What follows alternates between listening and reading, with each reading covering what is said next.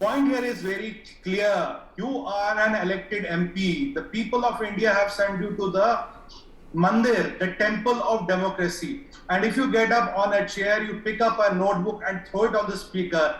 Which parliament, which democracy, which rule book, which mandate gives you that right to do that? You are a respected MP. You are not a hooligan. Parliament is not for hooliganism. It is not for manhandling things.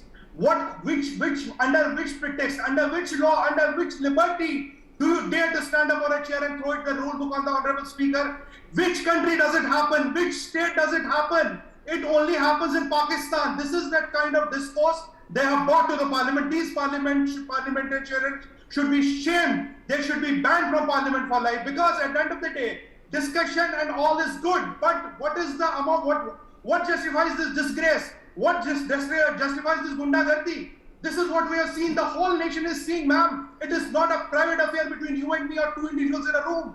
When you are doing this, 1.3 billion people are watching you. And when we have these discussions, again, millions and millions of people are watching us in India, out of India, everywhere in the world. Is this what you have reduced the Indian parliament to?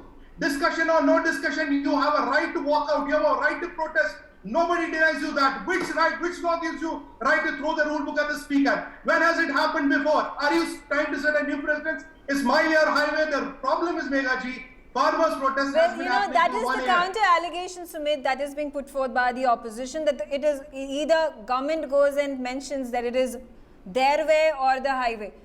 Nasir, I'll come to you. And the important point over here being that hours and hours of the precious parliament time have.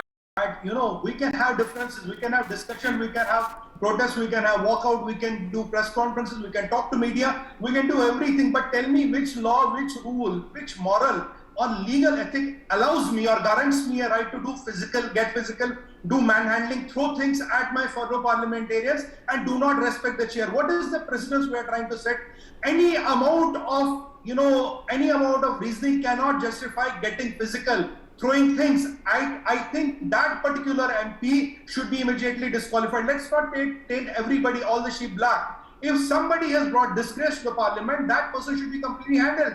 The problem is, Meghaji, 1 year is gone, farmer protests have been going on. But if you look at the procurement of paddy, if you look at the procurement of rice, if you look at the procurement of all 21 items on MSP, they are all-time high, all-time reimbursements have happened to the farmers. When the agitation, so-called agitation, is losing sheen, people are getting desperate. What you saw yesterday is an utter state of desperation.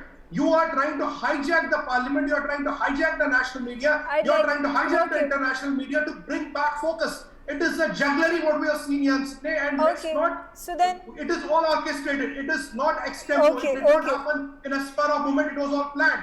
That is the point I want to make. Anand, I'd seek a response from you. So then.